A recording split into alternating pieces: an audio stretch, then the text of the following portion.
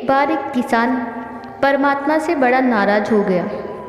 कभी बाढ़ आ जाए, कभी सूखा पड़ जाए, कभी धूप बहुत तेज हो जाए तो कभी ओले पड़ जाए। हर बार कुछ ना कुछ कारण से उसकी फसल थोड़ी खराब हो जा रही थी। एक दिन बड़ा तंग आकर उसने परमात्मा से कहा, देखिए प्रभु, आप परमात्मा हैं, लेकिन लगता है आपको खेती बाड़ी की ज़्यादा जानकारी नहीं है। एक प्रार्थना है कि एक साल मुझे मौका दीजिए, जैसा मैं चाहूँ वैसा मौसम हो, फिर आप देखना मैं कैसे अन्न के भंडार भर दूँगा। परमात्मा मुस्कुराए और कहा, ठीक है, जैसा तुम कहोगे वैसा ही मौसम दूँगा, मैं दखल नहीं करूँगा। किसान ने गेहूँ की फसल बोई। जब धूप चाहिए तब धूप मिली, जब पानी तब पानी, तेज़ धूप, ओले, बाढ़, आंधी तो उसने आने ही नहीं दिए। समय के साथ फसल बड़ी हो गई और किसान की खुशी भी, क्योंकि ऐसी फसल तो आज तक नहीं हुई थी। किसान ने मन ही मन सोचा, अब पता चलेगा परमात्मा को कि फसल कैसे करते हैं। बेकार ही इतने बरस हम किसानों को परेशान करते रहे। फसल काटने का समय भी आया। किसान बड़े गर्व से फसल काटने गया, लेकिन जैसे ही फसल काटने लगा एकदम से छाती पर हाथ रखकर बैठ गया।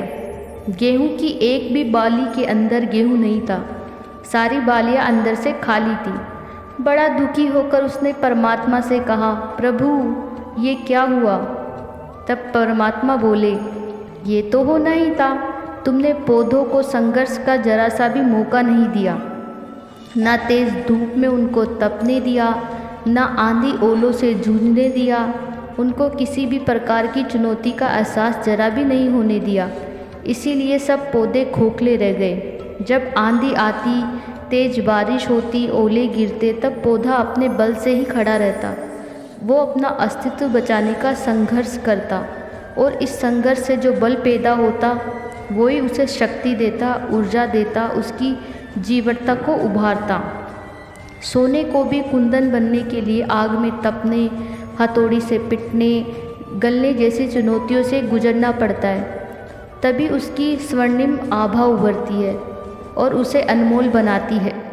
उसी तरह ज़िंदगी में भी अगर संघर्ष ना हो, चुनौती ना हो, तो आदमी खोखला ही रह जाता है, उसके अंदर कोई गुण नहीं आ पाता। ये चुनौतियाँ ही है जो आदमी रूपी तलवार को धार देती है, उसे सख्त और प्रखर बनाती है। अगर प्रतिभाशाली बनना है तो चुनौतियाँ स्वीकार करनी ही पड़ेगी, अन्यथा हम खोखले ही रह जाएंगे। अगर ज़िंदगी में प्रखर बनना है, प्रतिभाशाली बनना है, तो संघर्ष और चुनौतियों का सामना तो करना ही पड़ेगा। हेलो दोस्तों, अगर कहानी अच्छी लगी हो तो प्लीज़ लाइक, शेयर और कमेंट करना ना भूलें, और हाँ, मेरे चैनल को सब्सक्राइब करना ना भूलें।